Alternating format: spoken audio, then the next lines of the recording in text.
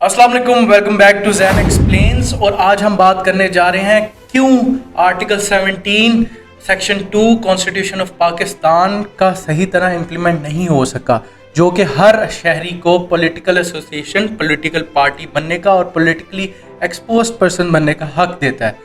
हमारे यहाँ ख़ानदानी पॉलिटिक्स शुरू से ही चलती आ रही है। आज हम डिस्कस करेंगे उसके ओरिजिन्स, उसके इफ़ेक्ट्स और उससे कैसे बाहर आया जाए।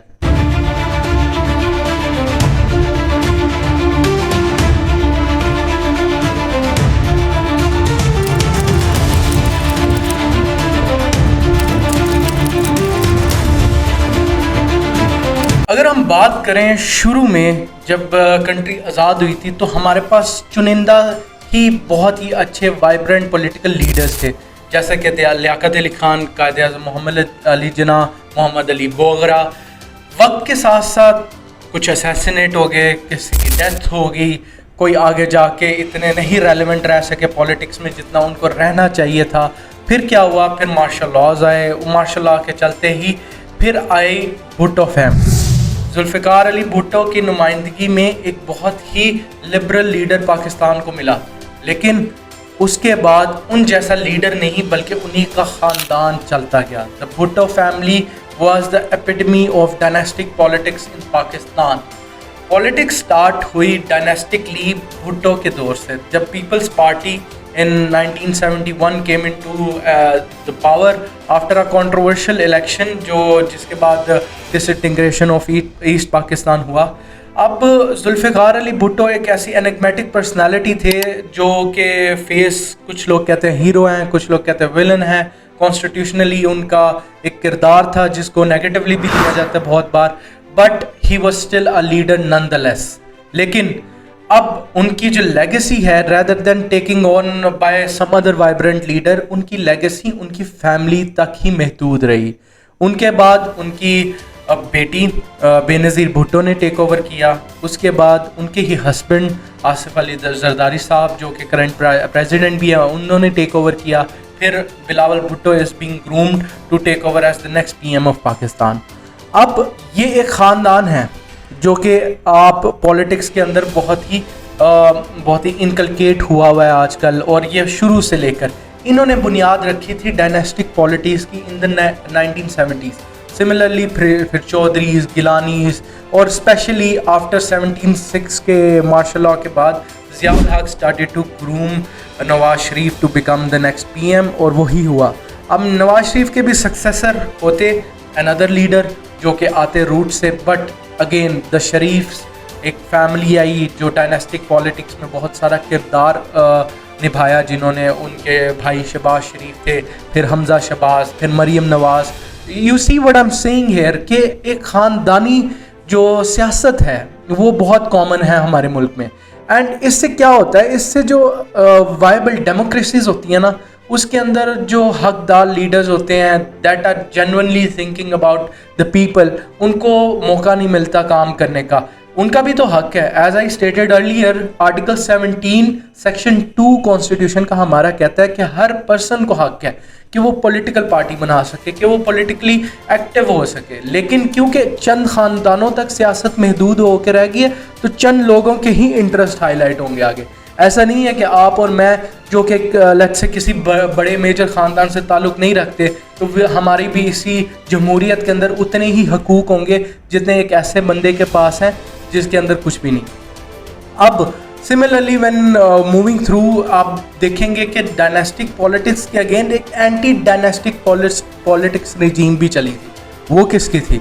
इमरान खान की। ऑब्वियसली उनका ताल्लुक़ किसी ख़ानदान से नहीं था जो शुरू से ही सियासत के अंदर बहुत ही आला मुकाम रखता हो, ना ही उनका ख़ानदान कोई ऐसा था जो कि बहुत ही शुरू से पावरफुल था। He was a commoner. After that, he went to Oxford, studied, played cricket, made a name for himself. He returned into politics, then started his journey. Then he became PM. अब ये anti dynastic regime change थी, ठीक है। इसमें क्या हुआ था कि someone out of the family structure spotlight में, नो डाउट अगर एमएनएस लेवल पे देखा जाए, एमपीएस देखा जाए, लोकल गवर्नमेंट में देखा जाए, देर आर पीपल जो कि निकल के आए हैं that are not Sharifs, that are not Bhuttos, तो लेकिन बस उनका बहुत ही महदूद सा था, ठीक है, वो they never make it to the top. अब क्या हुआ था, एक बंदा आया जिसने एंटी डायनेस्टिक पॉलिटिक्स के अगेंस्ट आवाज़ उठाई और he became the PM and then he also debacled and again the government went to Sharifs and Nawaz. तो ये जो केस स्टडी है ना, इससे क्या होता है, जो फ्री डेमोक्रेसीज होती हैं ना, उसके अंदर वो जो पॉलिटिकल फॉरबियरेंस है ना, टॉलरेंस है, वो डेवलप ही नहीं कभी हो पाता। अब आप देखें, अगर लेट्स से आप अगले दिन ही सोचते हैं that I want to join politics, तो you have to join any of the two major parties, Pakistan Muslim League Noon या फिर पीपल्स पार्टी और any of the mainstream party. अगर आप आज़ाद उम्मीदवार खड़े भी होते हैं without being Chaudhry, without being the Gillanis, without being the Doggars, आपको वो पॉलिटिकल माइलेज नहीं मिलेगा, आपको वो पॉलिटिकल हैसियत नहीं मिलेगी अमंग द पॉलिटिकल फर्टिनिटी जो यूजुअली मिलनी चाहिए, ठीक है, जब तक आप एसोसिएटेड या अफिलिएटेड नहीं होते किसी बड़े डायनेस्टिक पॉलिटिकल हाउस के साथ। तो this is something that we need to test. इसने क्या किया, हमारी सियासत को एक म्यूजिकल चेयर्स का गेम बना दिया। आप आएँ, आप अपनी बारी लगाएं, जैसे ही मेरी बारी आएगी मैं बैठ जाऊंगा चेयर पे, फिर again we are rolling in the same ball, वही दो पार्टीज आई जा रही हैं। इट्स नॉट लाइक कि इट्स प्रो पीटीआई और pro anything, it's just a historical context how our political atmosphere has shaped over a few hundred years, ठीक है। ये डिस्क्लेमर भी देना चाहूँगा, I am not going towards any of और tilting towards any party, it's just an analysis video, ठीक है।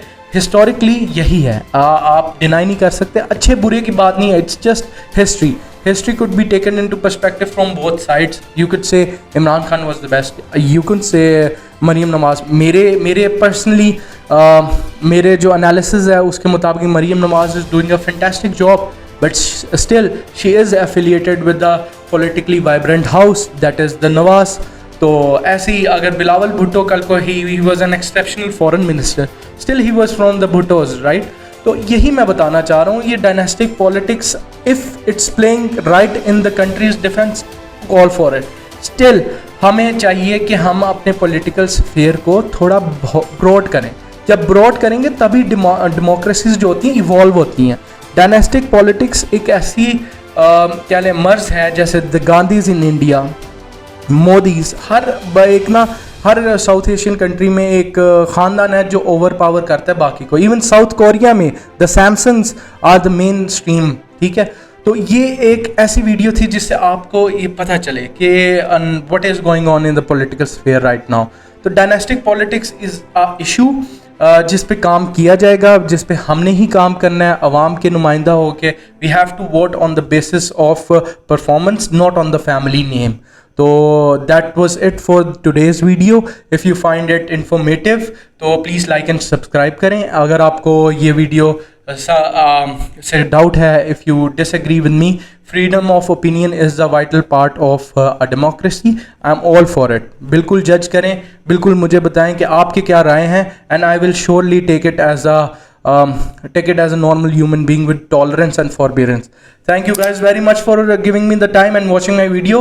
Like and subscribe करें और ज़रूर मुझे कमेंट में बताएं किस वीडियो के बारे में आप ज़्यादा जानना चाहते हैं या you need to be enlightened. Thank you again.